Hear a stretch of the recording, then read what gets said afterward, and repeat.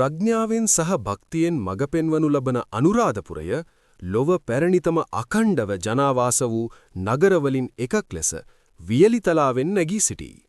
බුද්ධත්වයේ ආලෝකයේ සහ රාජ්‍යයට සදාකාලික රැකවරණය සංකේතවත් කරමින් පූජනීය බෝධි ශාඛාව ඉන්දියාවේ සිට වැඩම කරවනු ලබයි.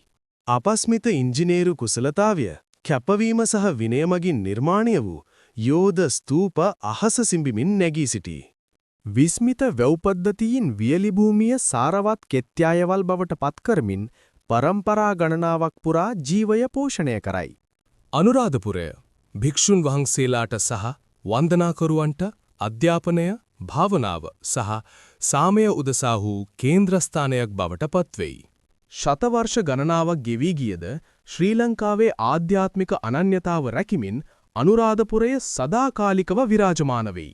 ඉතින් මේ වගේ තවත් ලස්සන කතන්දර බලන්න අපේ channel එක subscribe කරන්න. ඒ වගේම අලුත් වීඩියෝ එකක් දාපු ගමන් බලන්න notification bell එකත් on කරලා තියාගන්න.